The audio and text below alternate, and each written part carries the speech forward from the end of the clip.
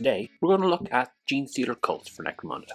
If you're interested in 40k gaming, a Genestealer Cult is a worthwhile investment. Narratively, they make a great enemy for the Imperial forces to snap out, and you can play them in Necromunda, Killteam, and 40k. There are even rules out there for using them in Space Hulk. For Necromunda, the Genestealer rules are in the Book of Ruin, which is about €40. It's a fun book with a great deal of content, but for our purposes there are only a handful of pages of use. Now, GW did release the Genestealer Cult PDF rules for free a few years back. The Book of Ruin does have changes, but if you use the Yak Tribe's card generator for the stats and points, it's close enough to work. Okay, so first we need a leader. In this case we have a choice between a Cult Adept or a Cult Alpha. From the straight cards we can see that the Adept is 20 credits cheaper, but the Alpha has better move, weapon skill and ballistic skill. The Alpha also starts with Hazard Suit and the third arm. The Hazard Suit is a 6+ armor and has some other minor benefits. So it's a nice bonus, but we're likely to upgrade it to Mesh Armor, which is a 5+. The third arm is big though. Among other things, it gives +1 attack, and uniquely for the Adept, allows them to attack with 3 melee weapons or shoot with 3. Now, how does the Adept compete with that? Well, the Adept is a Psyker and starts with a weird power. Typically that'll be Mind Control, letting you take control of an enemy fighter briefly and shoot with them. As the Adept isn't going to need extra weapons, they'll be cheaper in the long run. Let's have a look at some of the models from the range. First up we have the Broodcoven Box at €55. This has a Magus and Primus that work well as an Adept and Alpha. It also has 2 Familiars, which are fantastic options that I'll talk about later. The Magus model has everything you're looking for in an Adept, nice and cheap. Here we've given him Mesh Armor to make him a little bit more survivable and picked Mind Control as his weird skill, leaving him 1 skill still to pick. He probably should get a pistol that he can use when he's not able to use Mind Control. I guess he might have something stashed away under those robes. The Primus model is a little different. He's armed with a needle pistol and a power weapon. The power weapon is great for the Alpha, but the needler isn't a great option. You could save a few points by switching to another pistol or upgrade it to a flamer pistol. As he has a pistol with a sidearm trait and a melee weapon, he gets +1 to his attacks. So in melee he would have 2 power sword attacks, 1 pistol attack and 1 claw attack, which is nice that it is modelled on this. I've given this guy a hip shooting skill, so he can shoot while running to get closer from melee, but anything works. Alright, let's briefly talk about familiars. These are equipment but do have models and traits. They cost 25 credits each and you can have at max 3. You can assign one of them to one of your gang members as equipment and try to keep the familiar within 3 inches so that they can use their Omen of Fortune ability. This lets the ganger make a willpower roll to ignore a successful hit against them. Totally amazing. It's a 5+ on 2d6 for your leader, and your champions, which we'll look at later, it's a 7+ on 2d6. You will get 2 in this box, and there are some scattered around like the Biophagus and Sanctus blister boxes. If you can get 3 of these models, they are an auto include to protect your important models. Next up we have the Magus model. This is a female version of the earlier one. This is a blister box for €23. Great looking model. Has an option between a knife or a skull in her left hand and has a pistol on her belt. Less robes to conceal any other weapons, but good to go. I've added a fighting knife and auto pistol to this card for an extra 25 credits, but people don't sweat small details like that. The auto pistol will give her something to do when she's not in range for Mind Control, but let's hope she never has to use that knife. Now, the Locus, another blister box model for €23. He's got 2 swords on his back, but anything else can be hidden underneath the robes, so you could equip him with lots of options. This card I've given him 2 power swords, so he's looking at 3 power weapon melee attacks and 1 claw attack. He also has a cool looking symbol on his back that he could use as a cult icon for 40 credits. That will up his group activations from 2 to 3, so if you had him with 3 other melee monsters in the group, they could all swarm without your opponent having a chance to react. Probably a little overkill since he already has group activation 2, and the icon costs a whopping 40 credits. Next up we have the Kellermorph, definitely a fan favourite. In this case he has 3 auto pistols, and due to his third arm he can fire all of them at once. We've given him the Gunfighter skill to let him ignore the -1 penalty for shooting multiple weapons, and to let him shoot multiple targets. Okay, that's the leader options. It's worth mentioning at this stage that you can pretty much take any Genestealer Cult model and call them your Alpha or your Adept as suits. This is especially relevant for the Alpha if you want to give him a heavy weapon. Speaking of which, let's move on to the champions, or in this case the hybrid Acolytes. You can only take 2 of them. They have access to a large range of weapons. They cost 85 base and an extra 40 credits will get that third hand, which again can come in useful. They do have only one wound, which is strained for champion, so you need to treat them with a little bit more care than champions in other factions. They have good weapon skill and ballistic skill, but as we see later, they are outshone in melee by the Aberrants, so here we're more interested in their ballistic abilities. Frustratingly, the box of Acolytes is almost completely dedicated to melee. There are a few explosives and pistols, but that's it. Meanwhile, if we give a quick peek over at the Neophyte Box, which is €40, you can build 2 heavy weapons, which a Neophyte cannot take in Necromunda, and multiple special weapons, of which the Neophytes can only take 1. 3rd generation Neophytes are also very close in face and hunch posture to the Acolytes, so my recommendation is to not get the Acolyte Box, and instead use 2 of the models from the Neophyte Box as your champion. First up, we have the Mining Laser Acolyte with a 3rd arm, which allows us to ignore the unwieldy trait. Normally shooting with an unwieldy weapon takes a double action, but with that extra arm this Acolyte can move and fire. We'll give him Infiltrate to get him into the perfect position at the start of the game and make himself a serious threat.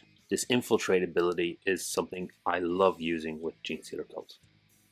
From the Neophyte Box you have the option to make 2 of 3 heavy weapons: Mining Laser, Seismic Cannon and the Heavy Stubber.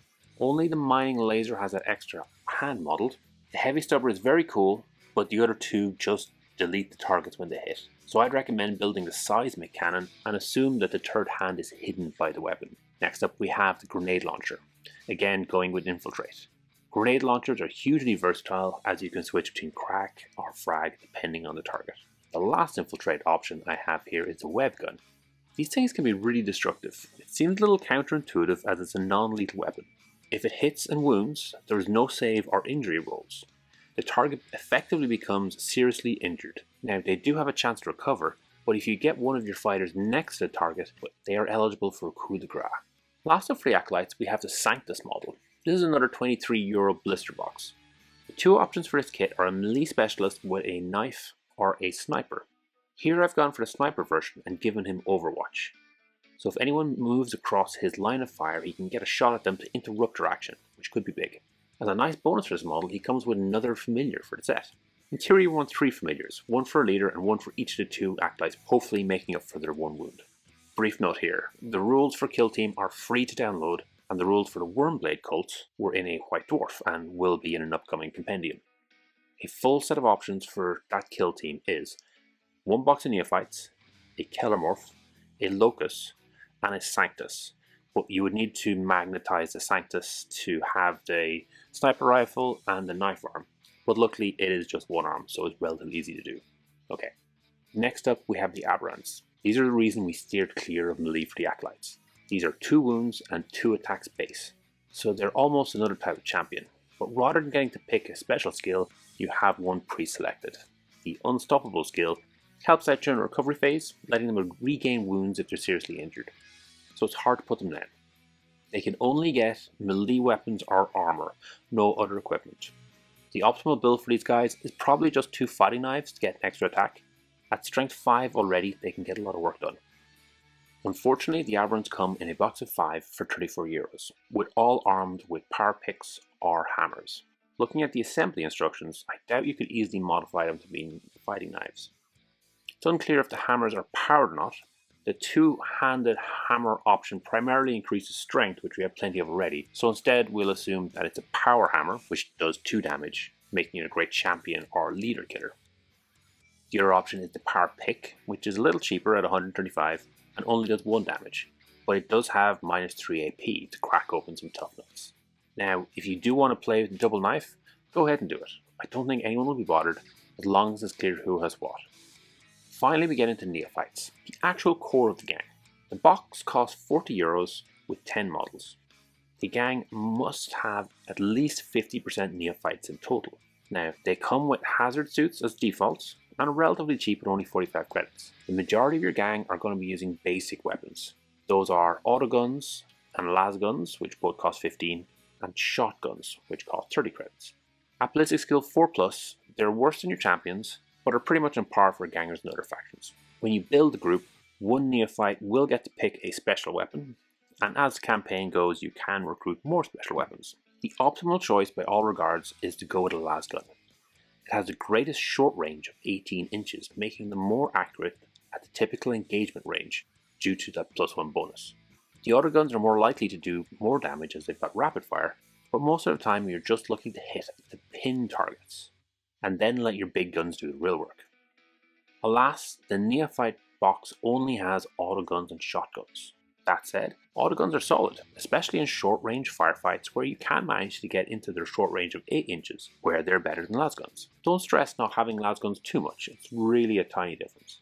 The other option in the box is shotgun. These are even shorter range and cost twice as much as the autogun, but have a higher strength and can do 2 damage, so they can be extremely effective in close quarter fights against tough targets. We're not done with lasguns though. There is another option. The Broodcoven Box at €35 has 10 of them. This is actually an Imperial Guard box with a Cult sprue, so it should have 10 lasguns, 2 flamers, 2 grenade launchers, along with some weapons for the sergeant. The current Killteam box is the same box with a bonus sprue. Black armor is a little different to the normal hazard armor that the Neophyte box has, but once they're painted in the same scheme it'll all come together. Down the line, the lasguns can be upgraded with hotshot packs to increase their strength and give them AP-1. Now, one Neophyte does get to have a special weapon. This will probably be limited based on the model options you have, which will depend on the models you've used for your champions. The Flamer is a little underwhelming, but the Weber, Long Las and grenade launchers all are worth it depending on the credits you have available. And that's it. That's all the gangers available. If you find you still have some credits left over, you can add some grenades or some armor. Indeed, upgrading the hazard suits on your valuable units like your champions is probably a good idea. Changing it to mesh armor will shift those 6 pluses to 5 pluses. Now we are getting close to the end. One option to mention is the Combat Patrol Box for €120. You get 2 Neophyte boxes, 1 Acolyte Box, 1 Aberrant Box, a Magus for a leader, and a Rock Grinder vehicle. Aberrants, Magus, and the single box of Neophytes are all boxes we're interested in, and would come to roughly €97. So for just over €20 more, you're getting another box of Neophytes, giving you more options, a box of Acolytes that maybe you can get to work, and a Rock Grinder for the Ash Wastes. Around another €120 worth of value if you were to buy them individually, so it's a really good deal if you're looking to start from scratch. Since I mentioned the Rock Grinder, I should explain why I'm not going into vehicles. There are 2 reasons. First, the Genestealer Cult range have a great selection of vehicles. For the purpose of Necromunda though, they're all generic vehicles with nothing special for the Genestealer Cult, beyond the fact that the models are already cult themed. So any advice for a generic gang will apply to the cult as well. Second reason is I've never played Ash Wastes, so I don't really have an idea over what the best vehicles to go for. Alright, after that it's just a matter of pulling everything together. Genestealer Cult has some amazing range and melee options. The leader and the 2 champions are going to be the start of the show, but remember, you need to have at least 50% Neophytes. When putting a gang together, it's always a good idea to think about how they'll work as fire teams. Have your gangers support each other in groups of 3+. This might be tricky with the infiltrating champions, but they can set up lines of fire to support the rest of your team moving forward. And that's it. Go forth and infiltrate. Thanks for watching. If you enjoyed this video, please like and comment.